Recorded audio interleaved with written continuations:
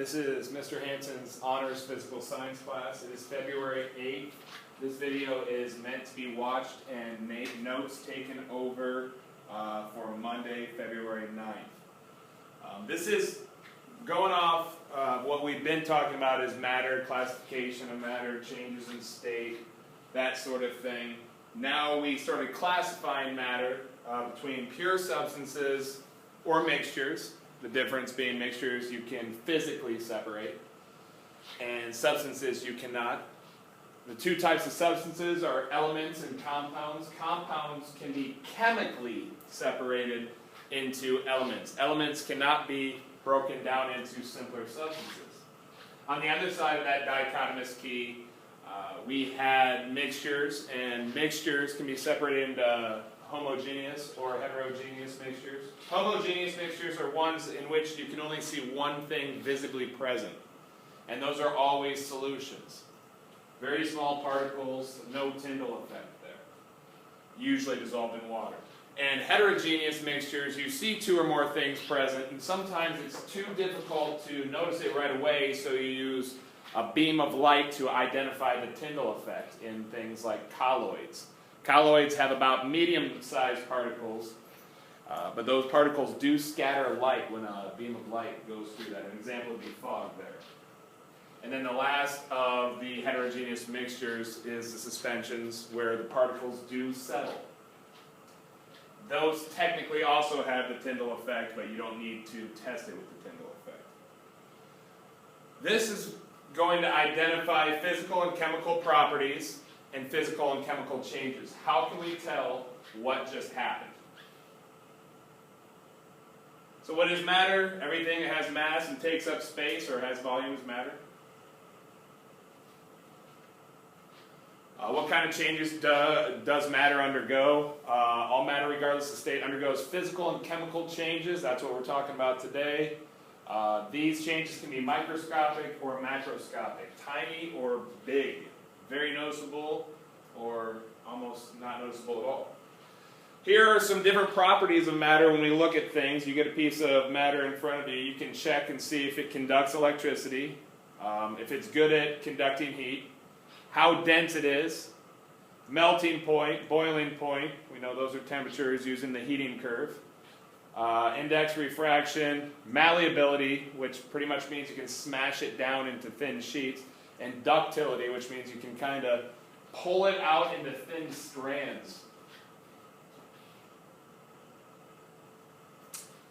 A physical change occurs when a substance changes state but does not change its chemical composition. Just a side note here, you can stop this video at any time and write down what is actually on these slides. I will try to link this PowerPoint. I'm not sure that it'll work, but again, just use the pause button on YouTube and you can record your notes. For example, when water is freezing into ice, it is still water. Cutting a piece of wood into smaller pieces, it is still wood. The form or appearance has changed, but the properties are the same. Properties such as wood is flammable, or the density of that wood. It's just smaller pieces of wood when we cut it. Another way I like to put physical change is it still the same thing? If we had a student with long hair and then we cut off their hair, well, they're still the same person. They just have short hair now. Now this should say physical properties. So when you put this in your notes right here, this should be physical properties. These are examples of physical properties. The important thing, and please write this, physical properties are observable without changing that object. Okay? So we can do that. We can actually see the melting point without changing it to a new material. The boiling point, same thing. Color, state of matter, obviously. Density, electrical conductivity. Solubility, which means can it be dissolved into water. And the hardness. These are things that we can observe without chemically changing that object. Here we have chemical changes. And this is something I want you to write for chemical change. Chemical change, you can only usually only do once. Once a marshmallow is burned, actually burned, you can't burn it again. When you burn a log on a fire, you can't re-burn that log. You got to see it once, that was a chemical change. We'll talk about some of the ways we can identify chemical changes here in a second. Chemical change occurs when a substance changes into something new. So that log is no longer a log, it is now going to be ash and CO2 in the atmosphere. This occurs due to heating, chemical reaction, etc. You can tell chemical changes occurred if the density, melting point, and freezing point of the original substance changes. So now, after a chemical change, which you can usually only do once, it will have new physical properties. It won't melt at the same temperature. It won't freeze at the same temperature, for example. It might have a totally different density. Ways we can identify if a chemical change happens. Here's some examples, and again, I'm going to talk about this a little bit later. Bubbles forming, masses changed, other things are like smoke. Again, this should say characteristics of chemical properties. So I would just write down examples of chemical properties. Do not write changes. So a chemical property is it reacts with acids, it reacts with bases, or it reacts with oxygen, such as iron. It reacts with oxygen to produce rust. It also, maybe some sort of sulfur with oxygen to create an actual explosion. We have the ability to act as an oxidizing agent, ability to act as a reducing agent, reaction with other chemicals or elements, decomposition into simpler substances, corrosion, rust, those sort of things. We can see these when it undergoes a chemical change.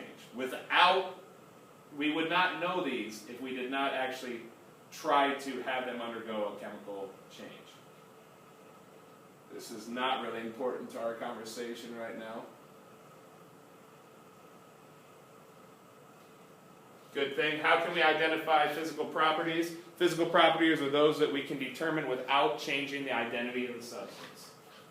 We can observe them without changing them. So here's some examples. Physical properties of sodium metal can be observed or measured. It is soft. That is a descriptive physical property. Lustrous, which means it has a shine to it, or luster. Silver-colored metal with relatively low melting point and low density. Hardness, color, melting point, and density are all physical properties. Chemical properties. We can only observe these when it undergoes a chemical change. Chemical properties describe the way in which a substance can change or react to form another substance. Those properties then must be determined using a process that changes the identity of the substance of interest. One of the chemical properties of alkaline metals, such as sodium, Na, element number 11 on the periodic table, and potassium, which is K, number 19 on the periodic table, is they react with water. And I talked about this in class. To detect this, we would have to combine the alkali metal, which you guys will be familiar with, alkali and alkaline earth metals, with water and observe what happens. In other words, we have to define chemical properties of a substance by the chemical changes it undergoes. So we throw that in water, and it'll just start catching on fire, burning, and shooting around. Okay, here's a comparison of physical and chemical properties. So they list some of them here. Mercury, physical properties, silvery white liquid metal. In the solid state, mercury is ductile and malleable and can be cut with a knife. Chemical properties. It forms alloys with most metals except for iron, combines readily with sulfur at normal temperatures, reacts with nitric acid and hot sulfuric acid, oxidizes to form mercury 2 oxide upon heating. We wouldn't be able to know these unless it undergoes a chemical change. We have oxygen, physical property, colorless, odorless gas. Chemical property, supports combustion, soluble in water. So in other words, it feeds fire. And then we have mercury 2. Physical properties, bright red or orange red, odorless, crystalline, solid. Chemical property, decomposes when exposed to light at 500 degrees Celsius to form mercury and oxygen gas, dissolves in dilute nitric acid or hydrochloric acid, but is almost insoluble in water, as in it will not mix with water. And then this goes back to our classification of matter. So what I'm going to do now is I'm going to show you a couple examples of how we can identify if something underwent a chemical change. So stand by for a second.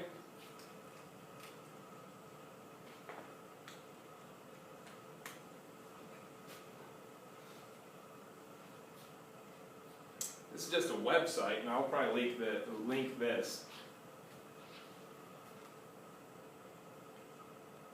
Okay, chemical changes. You're looking at them right there. Fireworks exploding. Again, if you can only do it once, it's a chemical change. You can't blow up fireworks multiple times.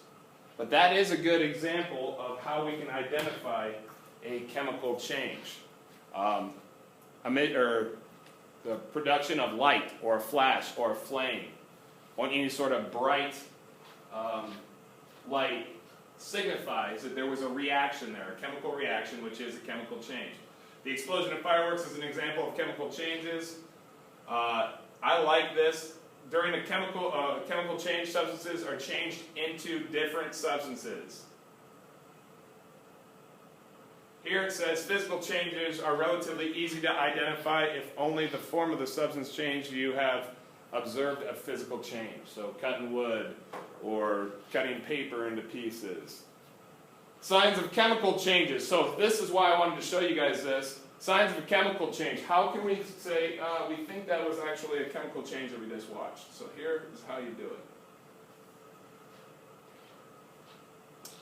If you think you are unfamiliar with chemical changes, think again. Color changes. These may or may not be chemical changes, but usually are. As in the case of leaves in autumn, a change in color is a clue that indicate a chemical change. So maybe one chemical is no longer there. Perhaps you found a half-eaten apple that turns brown. Well, that's because it reacted with the oxygen. The reason is the chemical change occurs when the food spoils.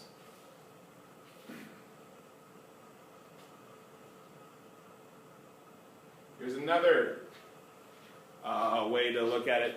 If energy is absorbed or released, when you mix two things together, do they get cold or do they get hot all of a sudden? Kind of like one of those heat packs or an ice pack. That is a chemical reaction. But energy, that could be thermal energy or it could be light energy. Does it flash? Does it glow like a glow stick? That's a chemical reaction. Another sign of a chemical change is the release or gain of energy by an object. Many substances absorb energy to undergo chemical changes. Energy is absorbed during chemical changes involved in cooking, like baking a cake. Energy can also be released, such as fireworks. And again, sound is another good identifier. Fizzing, bubbling.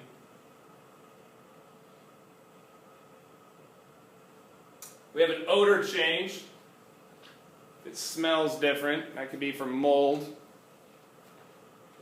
That could be, obviously, from a skunk. Production of gases and solids. So this is lead nitrate and potassium iodide.